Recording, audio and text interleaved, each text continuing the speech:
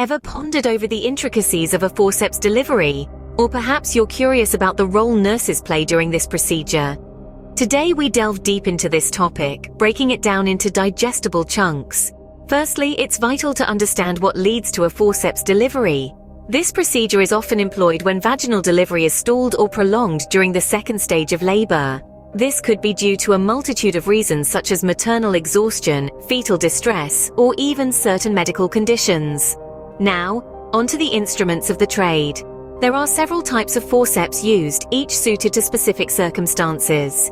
Keelan's forceps, for instance, are used for mid-cavity deliveries. Simpson forceps, on the other hand, are designed for outlet deliveries.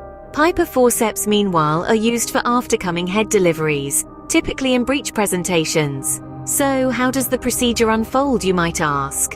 It's a physician who performs the forceps delivery with a nurse assisting. The process involves the careful preparation of the mother and, if necessary, the administration of anesthesia. Aseptic techniques are employed to maintain a sterile environment. The forceps blades are then applied to the fetal head, and gentle traction is used during contractions. The procedure concludes with the delivery of the baby and the expulsion of the placenta. However, like any medical procedure, forceps delivery is not without potential complications.